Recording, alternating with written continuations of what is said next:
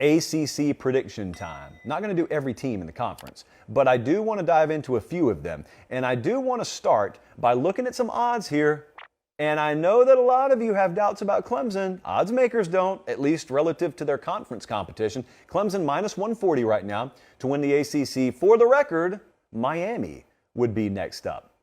That would be an interesting ACC championship game, wouldn't it? All right, let's start in the Atlantic. What are the division odds to win the Atlantic?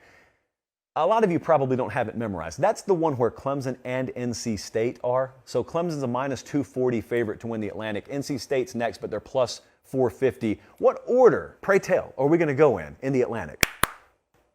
Don't take me back to the Wolfpack, NC State. Nerd alert. NC State, this is the year.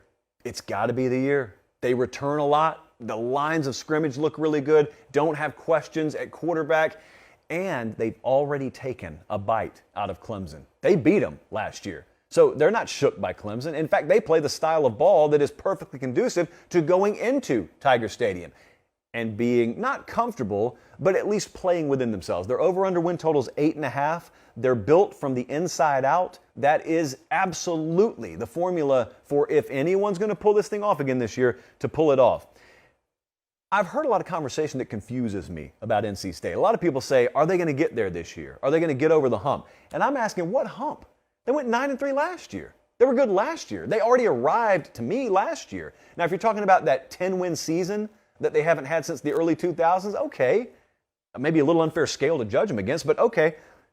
I like everything about them this year. Let's take a look at what the model thinks. What's the best case for NC State? Remember, we did the projection the other night. They only play one of our JP Poll preseason top 25 teams in the regular season. One. So best case scenario is 11-1 for them. That could happen. That is angels in the outfield, flap those wings, could happen. Their worst case is 7-5.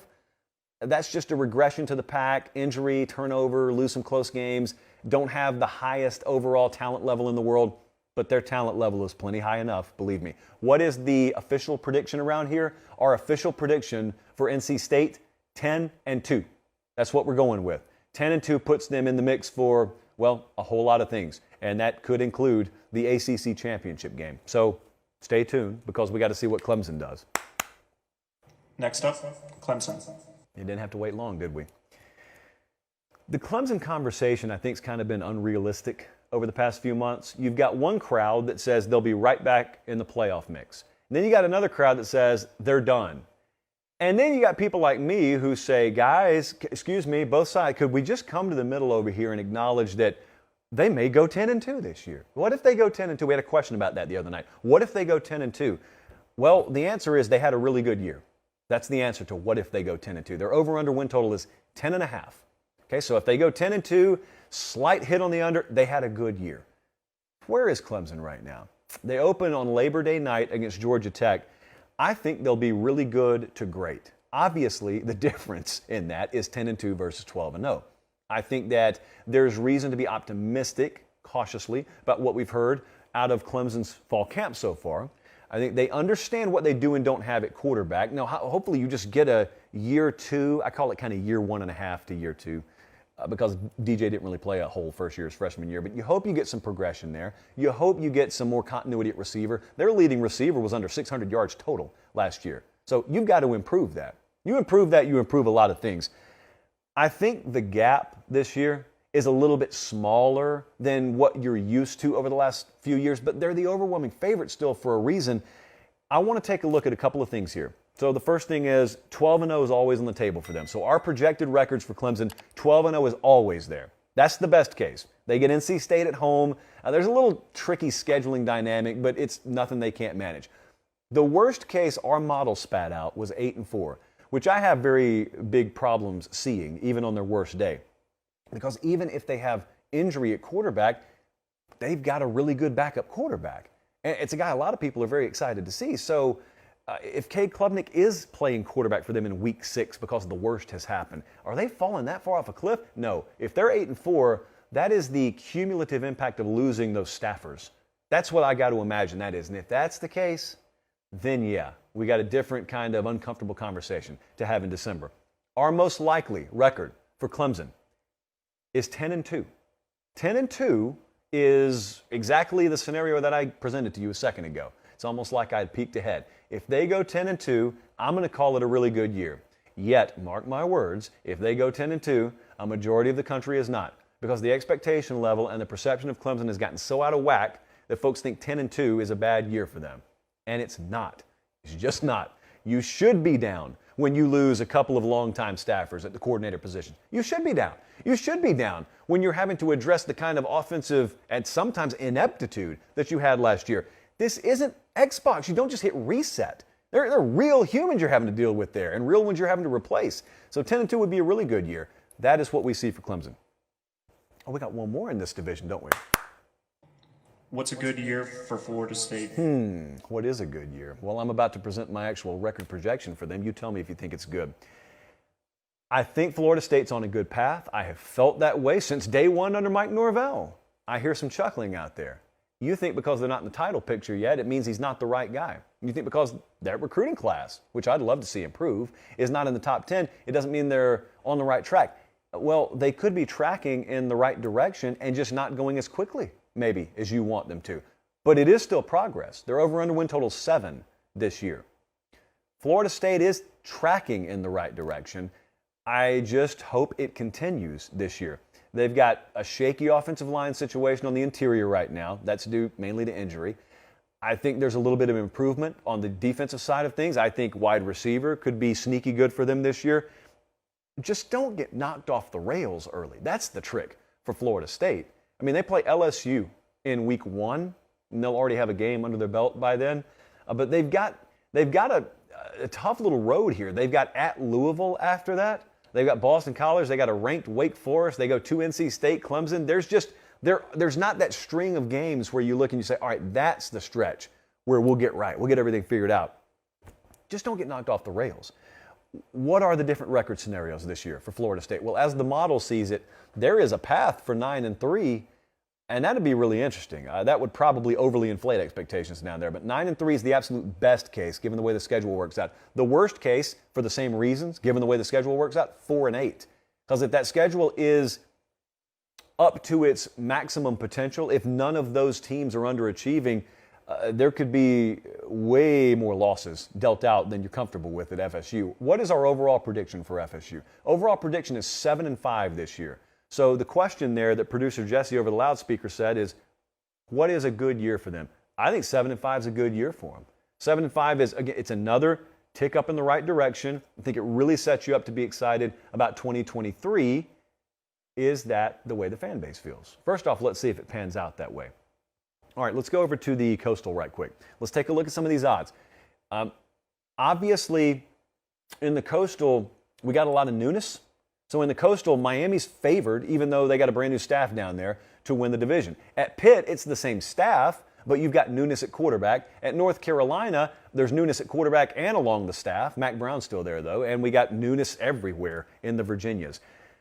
So let's start. Where are we going to start? Let's start with the U. Okay, so let's start with Miami. Miami is an interesting case study here because there's a new staff, but they're not starting from scratch. Far from it, actually. They're the favorite to win the division. Their over-under win total is 8.5 in the preseason. They need to be competitive in every game. That's what they need. When odds makers are telling you you're favored to win the division, even if you don't win it, at the very least you should be competitive. When you inherit the kind of quarterback talent they have, at the very least you should be competitive. When you've got the kind of emerging defensive talent they've especially seen through fall camp in the front seven, you should be competitive in every game. Will they be competitive in every game? Offensively, wide receivers got to catch the football. It's a carryover from last year to this year. Defense, I think for them, especially their ability on third downs, is going to impact the outcome of a couple of games. They've got players, and they've got some that are emerging even as we speak. I'm really excited to see Miami, and I'm doubly excited as some of those young guys, like Nigel Kelly, for example, as some of those guys come along more and more. He could be a guy that's not clicking in week 1, 2, or 3, but in week 7, 8, 9, all of a sudden you're saying, wow, some of these young guys rounding in form a little quicker than I thought they were. They can get after the quarterback. They've got themselves a good quarterback. They should be in every game. Let's take a look at record projections. Best case, 11-1 for Miami. They've got the team to do it. They've got the schedule to do it. There's a path to 11-1, which would just be an entirely different conversation. Worst case is 6-6. First-year growing pains, injury, wide receivers drop, young guys, they don't have the 1-12 in them, and they sort of hit a wall. And so you're starting to lose some games you don't really think you should. The prediction, though, is lofty. I admit that. 10-2 is our model prediction for Miami this year. 10-2, as you would well imagine, is going to get you right there in the thick of the ACC championship conversation. One more team I wanted to touch on in this division. Pitt. Yeah, just Pitt. Just Pitt. Jesse, spoken like a true Pennsylvanian. Pitt won the ACC last year, which is why a lot of folks were up in arms when we released the JP poll and Pitt was nowhere to be found. Pitt's actually not even in our top 30. It's interesting. I'll explain it to you in a second. Their over-under win total is 8.5. The model is lower on Pitt because when you don't recruit perennially in the top 25 and then you lose first-round type talent at quarterback, it impacts you disproportionately. I know what the preview mags say. I know what the fans say. I talk to a number of Pitt fans about this weekly. I know what could happen. We're trying to figure out what will happen. So what's the most likely path here? You made a change at offensive coordinator. Everything feels good. I know Pate Narduzzi feels good about it right now. We got to get into the season and we got to win games. We don't just want to get along with him. We got to win games. And I'm telling you, that's where I think the model differentiates a little bit with just this crowd that expects Pitt to be right back in the thick of things. I've been wrong before now, but this model's been right a little bit more than it's been wrong. And here's the good news. Even before they get in conference play, we'll find out a lot. West Virginia in week 1 is a game we'll talk about later in the show. Tennessee in week 2. Fascinating game. Because that's the kind of team you could potentially have to trade scores with and keep up with. Is Pitt football in 2022 the kind of team that can do that? Let's take a look at the record projections, because the model is ready to admit that there's a best case here of 10-2. So they were in that ballpark last year. They were 11-3 overall at the end of the year. 10-2 could happen. The worst case is 6-6. The record prediction for Pitt is 8-4. I think 8-4 is a good year for Pitt. Say this out loud. Pitt football wins the ACC, loses a first-round draft pick at quarterback, and still goes 8-4. That's the way it should be framed. It should be a testament to Pate Narduzzi. But because of the way the expectation level is shaping up out there, I don't think it would be viewed as a success. I would, though. So 8-4 is my feel for Pitt. Let's take a look at the entire ACC here. What's the overall projection level? Where are all the records shaking out? The teams that we didn't mention. ACC picture this year. We are taking Clemson to win the Atlantic. Notice same record as NC State. It's the head-to-head. It's NC State going into Clemson. As of now, the model would predict them to lose that game. My feel is that there are a couple of losses on this schedule for Clemson. We think that the NC State game is one that they end up pulling off.